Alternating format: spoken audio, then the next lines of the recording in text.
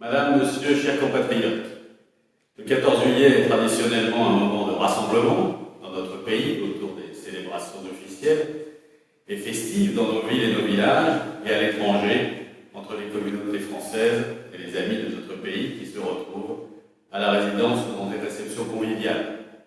Pour des raisons que chacun connaît, ce ne sera pas le cas cette année, ni en France ni dans le monde, alors que tant de personnes ont été touchées par le coronavirus, dont près de 600 000 ont perdu la vie, y compris 30 000 en France et plus de 1 500 aux Philippines.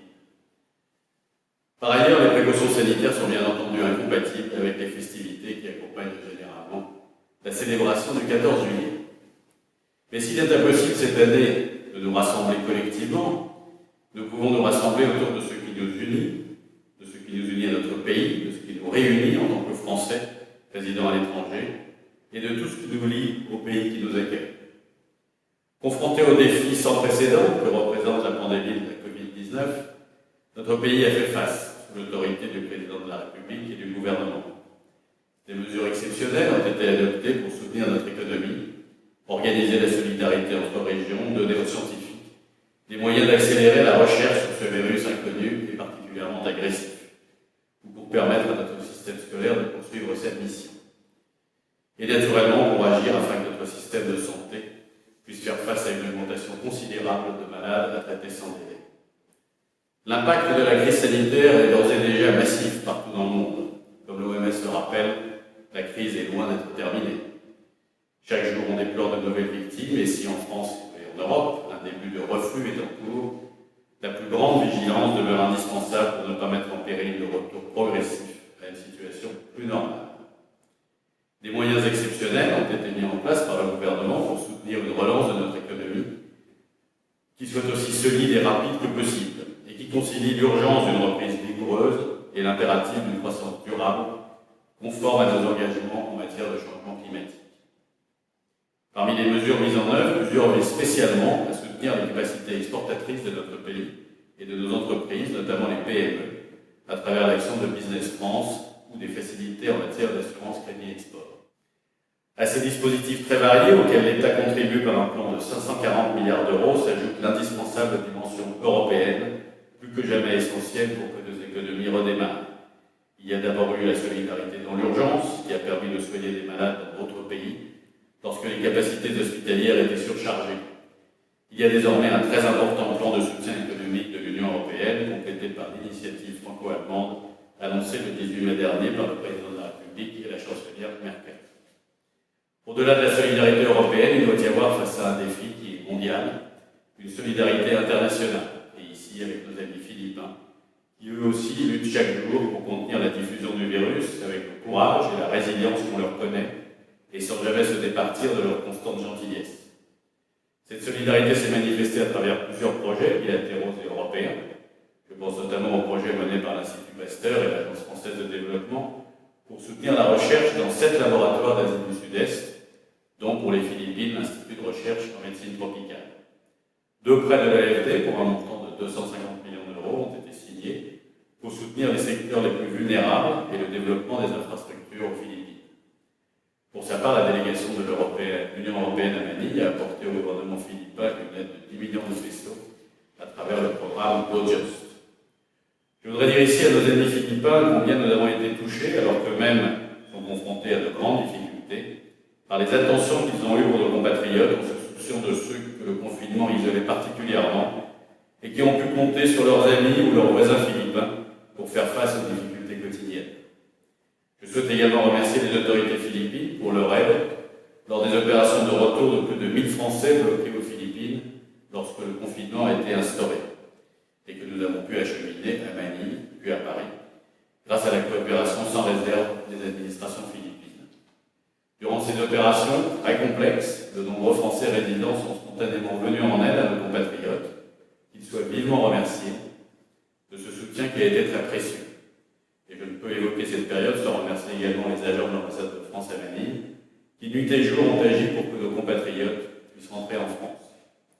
J'y associe bien évidemment notre consul honoraire et le directeur de l'Alliance française de Cebu, ainsi que plusieurs de nos chefs d'îlots sans lesquels l'organisation de ces retours n'aurait pas été possible.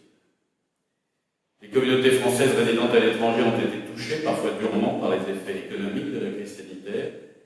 Là encore, des moyens spécifiques ont été dégagés par le gouvernement pour venir en aide à celles et ceux qui faisaient face aux plus graves difficultés. Parallèlement, des bourses scolaires exceptionnelles ont été mises en place pour soutenir les familles. Au total, ce sont 220 millions d'euros qui ont été consacrés pour aider les Français de l'étranger à faire face à cette situation inédite. Je souhaite ici rendre hommage à la manière remarquable dont les Français des Philippines ont réagi à cette situation dans laquelle coexistait à la fois l'angoisse sanitaire liée au coronavirus et les difficultés de tous ordres qui en ont résulté. Merci à tous pour la sérénité, la solidarité et la générosité dont vous avez fait preuve. Merci aux enseignants qui ont pu maintenir un enseignement à distance pendant 2 mois et à vos élus, Christophe Lejeune et Louis-Paul Le Saff, pour leur mobilisation et le relais constant et efficace qu'ils ont assuré entre la communauté française et l'ambassade. La crise sanitaire concerne tous les aspects de notre vie, sur les plans individuels, familial, professionnel, mais il faut aussi préparer l'avenir et aller de l'avant en conciliant prudence et volontarisme.